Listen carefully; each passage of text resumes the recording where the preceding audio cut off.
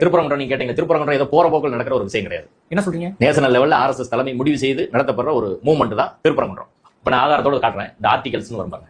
இந்த ஆர்டிகல்ஸ்ன்றதுல தமிழ்நாடு லிஸ்ட்டை பார்ப்போம். எந்தெந்த கோயிலெல்லாம் திரும்ப எடுக்கணும்னு நாங்க சொல்றாங்க. தமிழ்நாடு லிஸ்ட் இருக்கா, உத்தரப்பிரதேசம், ராஜஸ்தான், எல்லா லிஸ்ட் இருக்கு, பஞ்சாப், ஒடிசா, எல்லா ஸ்டேட்டும் இருக்கு. அதுல தமிழ்நாடு பார்ப்போம். தமிழ்நாட்டுல எந்தெந்த கோயிலும் ஒரு லிஸ்ட் போட்டிருக்காங்க. அந்த லிஸ்ட்ல மதுரா டிஸ்ட்ரிக்ட், மதுரை மாவட்டத்துல கோரிப்பாளையத்தை ஒரு இடம் போட்டிருக்காங்க. 22வது கோரிப்பாளையம் தர்காவை எடுக்கணும் அப்படின்னு போட்டிருக்காங்க. அடுத்து அதே லிஸ்ட்ல 28வது வருது Thiruparankundram Sikandar Masjid on the top of the hill, இதை திரும்ப எடுக்கணும் அப்படின்றது அவங்க திட்டம். இது வந்து இங்கனக்குள்ள உட்காந்து யாரோ சோழக்கண்ணனோ ராம ரவிக்குமாரோ செய்யற முடிவு கிடையாது. RSS தலைவி சங் பரிவார் மொத்தமா முடிவு பண்ணி பண்றாங்க. இது கோரிப்பாளையம் சிக்கந்தர் தர்கா இங்க திருப்பரங்குன்றம் மட்டும் கிடையாது. எத்தனை லிஸ்ட் அவங்க போட்டுருக்காங்க தமிழ்நாட்டுல?